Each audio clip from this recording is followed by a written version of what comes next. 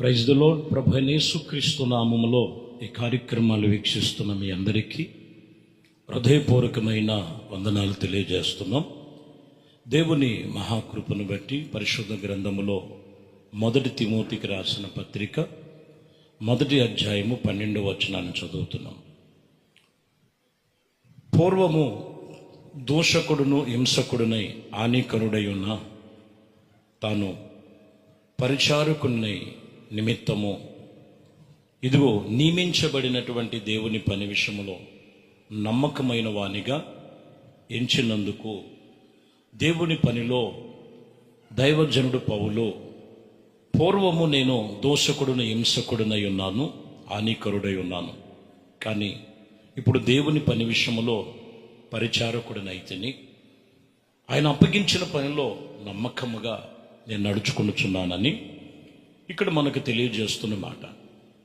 ఈ పూట వాక్యములో దేవుని యొద్దకు వచ్చిన ప్రతి ఒక్కరూ కూడా లోకములో ఒకప్పుడు వాళ్ళ పాత జీవితం, రోత జీవితం అనేక రకాలుగా ఉండొచ్చు. కానీ ప్రభువు యొద్దకు వచ్చిన తర్వాత దేవుడు మనకు ఒక మాదిరి చూపించాడు. ఆ మాదిరి చొప్పున మనం నడుచుకోవాలి. ఇదే పౌలు చెప్తున్నారు, దైవజనుడు పౌలు, నేను ఒకప్పుడు ఈ రీతిగా ఉన్నాను, దేవుడి సన్నిధిలో ఇప్పుడు నమ్మకంగా నడుస్తున్నాను. ఆ పరిచర్యలో, పనిలో, విశ్వాసములో. ఈ వాక్యం ఎంతమంది వింటున్నారో ఈరోజు? దేవుడి విషయంలో ఎంత నమ్మకంగా నడుస్తున్నావు, ఎంత నమ్మకత్వంగా నువ్వు నడుచుకోగలిగిన అనుభవాల మధ్యలో ఉన్నావో ఒకసారి జ్ఞాపకం చేసుకో. జీవము కలిగిన దేవుని సన్నిధిలో ప్రభు నొద్దకు వచ్చి కూడా ఇంకా దేవుడితో నడిచేటువంటి మాదిరి తెలియకపోతే ఆత్మ చేసే ప్రతి కార్యాలు, ఆత్మ పొందుకునే ఆశీర్వాదాలు నువ్వు పొందుకోలేవు. నీలో మాదిరి కలిగి ఉండాలి. ఎఫెసీ పత్రికలో 4వ అధ్యాయం 32వ వచనములో చూస్తే, ఒకని ఎడల ఒకడు దయగలిగిన కలిగి కరుణాహృదయము గలవారై క్రీస్తునందు దేవుని మిమ్మలను క్షమించిన ప్రకారం మీరు ఒకరినొకరు క్షమించుకోండి. దేవుడు సన్నిధిలో ఇక్కడ చెప్తున్న మాట 2వ విషయములో, కరుణాహృదయము గలవారై ఒకరినొకరు మనము పురుకొలుపుతూ క్షమించుకొనండి అని ప్రభు చెప్తున్నారు. ప్రియమైన దేవుని బిడ్డలారా, లేఖనాలు తెలియచేస్తున్నట్టు రీతిగా సర్వశక్తి కలిగిన దేవుని సన్నిధిలో రాయబడినటువంటి మాటలు చాలా జాగ్రత్తగా గమనించాలి. ఇక్కడ ఒకరికొకరు కరుణాహృదయము గలవారై ఒకరికొకరు క్షమించుకునే గుణము కలిగిన వారై ఉండాలని వాక్యం చెప్తున్నమాట. ప్రియమైన దేవుని బిడ్డలారా, దేవుడి సన్నిధిలో ఈరోజు మనం మాదిరి నేర్చుకోవాలి. ఇక్కడ ఇదిగో దేవుని సన్నిధిలో నమ్మకమైన వాడుగా ఉన్నాడు. ఇక్కడ చూస్తే కరుణాహృదయముతో ఒకరికొకరు ఆత్మ సంబంధమైనటువంటి క్షమాపణ కలిగి, క్షమాభీక్ష కలిగి ఒకరినొకరు క్షమించుకునేటువంటి హృదయముతో ఉన్నట్లుగా రాయబడి ఉంది. అలాగునే యాకోబు రాసిన పత్రికలో మనం చూస్తే 5వ అధ్యాయం 10వ వచనములో, నా సహోదరులారా, ప్రభు నామమున బోధించిన ప్రవర్తల శ్రమ అనుభవమును మనకు ఓపికగా మాదిరిగా పెట్టుకోవాలని చెప్తున్నారు. ఇక్కడ మనం చూస్తే శ్రమ అనుభవం చూపిస్తుంది. ఒకరికొకరు ఓపిక కలిగి, ఓపికతో, ఓర్పుతో మాదిరి చొప్పున మనం ముందుకు వెళ్ళాలి. లోకములో శ్రమలు కలుగుతాయి. ప్రభు చెప్పాడు, లోకములో మీకు శ్రమలు కలుగుతాయి, నేను లోకమును జయించాలని ప్రభు చెప్తున్నారు. అదే విషయంలో ఇక్కడ కూడా మనం ఒక మాదిరి కలిగినటువంటి అనుభవం ఏంటంటే, ఒకరినొకరు క్షమించుకొని క్షమాపణ కలిగిన హృదయం గలవారై ఉండాలని రాయబడి ఉంది. క్షమాపణ కలిగిన హృదయం అనేది మొదటి గమనించాలి. రెండోది శ్రమల యందు ఓర్పు కలిగి ఉండాలి. శ్రమలు కలిగినటువంటి పరిస్థితుల్లో నువ్వెక్కడ కూడా బలహీనమ పడద్దు. 11లో ఒక మాట మనం గమనించవచ్చు, సహించిన వారు ధన్యులను కొనుచు కదా. మీరు యోబు యొక్క సహనమును గురించి వింటిరి, ఆయన ఎంత జాలియు కనికరము గలవాడో మీరు తెలుసుకొని ఉన్నారా? అర్థమైందండి. యోబు ప్రస్తావన కూడా తీసుకొచ్చాడు 11లో. మీరు యోబు సంగతి గురించి మీరు ఆలోచించండి. యోబు యొక్క సహనమును గురించి వింటిరి, ఎంత జాలి కనికరము కలిగిన వాడో వాక్యం చెప్తున్నమాట. సర్వశక్తి కలిగిన దేవుని సన్నిధానములో ఈరోజు మనము అట్టి మాదిరి కలిగి మనకు ముందుగా పరిశుద్ధ గ్రంథములు, పరిశుద్ధమైన భక్తులు వాళ్ళు చేసిన భక్తి విషయంలో, వాళ్ళు చేసిన ప్రార్థన విషయంలో, వాళ్ళు చేసిన సేవా పరిచర్య విషయంలో ఒక మాదిరి పెట్టుకోవాలి. శ్రమ చూసి, నిందలు చూసి, హింసలు చూసి ఏ విషయంలో కూడా వెనకంచి వేయొద్దు. దేవుడు పని విషయంలో జాగ్రత్తగా మనం అనుసరించి నడుచుకోవాలి. సంఖ్యాకాండములో 8వ అధ్యాయములో 4వ వచనములో మనం చదువుతున్నాము. ఇదిగో ద్రిప వృక్షమును గురించి మాట్లాడుతూ యెహోవా కనపరిచిన మాదిరిని బట్టే మోషే ఆ దీప వృక్షమును చేయించెను. సంఘము ఒక దీప వృక్షము వంటిది. సంఘము దేవుడు చెప్పినటువంటి మాదిరి చొప్పున ఎప్పుడైతే మోషే అలాగున చేశారో మనం గమనిస్తే దేవుడు పనంతా కూడా పరిపూర్ణత చేసినట్లుగా రాయబడి ఉన్నది. యెహోవా కనపరిచిన మాదిరిని బట్టే మోషే ఆ దీపవృక్షమును చేయించను.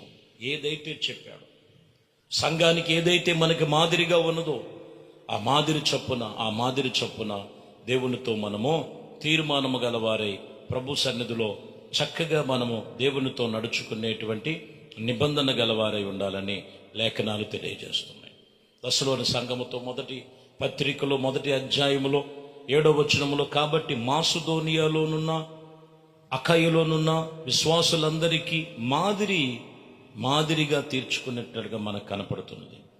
ఎంతో మాదిరి అలా కనపడుతున్నటువంటి విషయంలో, ఎందుకనగా మీ యొద్ద నుండి ప్రభు ఒక వాక్యము మాసిదోనియాలో నుండి అఖాయలో నుండి ఇదిగో బయలు వెళుతున్నటువంటి మాటలు చూడవచ్చు. వాక్యమును బట్టి మనం మాదిరి చొప్పున, విశ్వాసమును బట్టి, దేవుని సన్నిధిలో మాదిరి బట్టి మనం చాలా జాగ్రత్తగా ఆత్మీయతలో మనం నడుచుకోవాలి. పరమగీతంలో సంఘానికి సాదృశ్యముగా సొలొమోను కనపడతారు. ఇక్కడ సొలొమోను ఇక్కడ మనం కనపడుతున్నటువంటి మాటల్లో పరమగీతములు 1వ అధ్యాయం 7వ వచనంలో, నా ప్రాణ ప్రియుడా,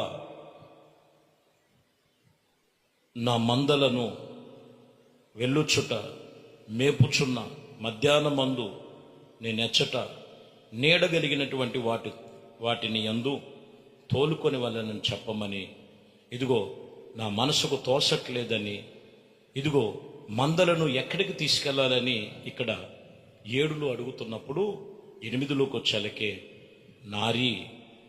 నారీమణి సుందరి, అది నీకు తెలియకపోవునా, మందల అడుగు జాడలను బట్టే నీవు మందల యొక్క గొర్రెల కాపరుల యొక్క గుడారముల యొద్ద నుండి మేకలను మేపవలెను.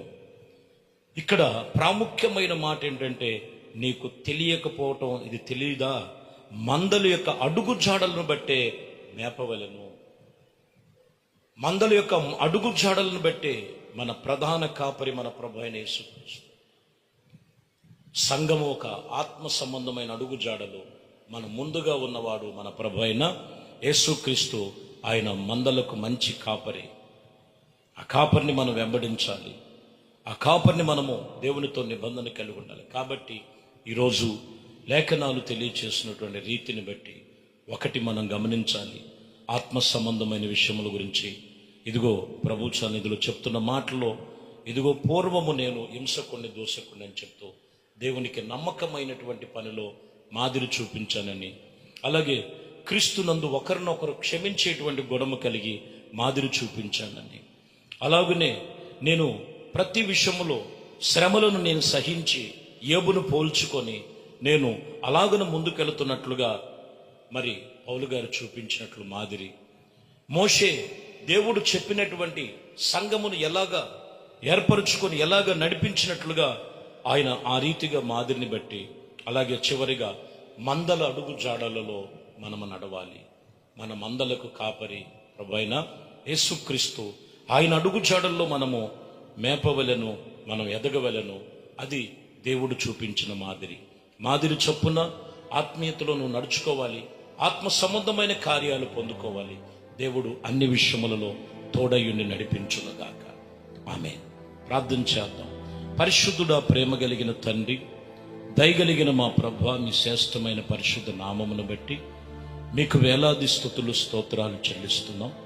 మీ కృపా దయా సంకల్పమును బట్టి ఇదిగోనైనా ఇచ్చినటువంటి సమయములో పౌలు గారు చెప్పిన మాటల ప్రకారముగా నమ్మకమైన పరిచారకుడుగా ఉన్నాడు. మీ సన్నిధిలో ప్రతి ఒక్కరూ మాదిరిగా నమ్మకమైన వారుగా ఒకరినొకరు క్షమించుకొనొచ్చు.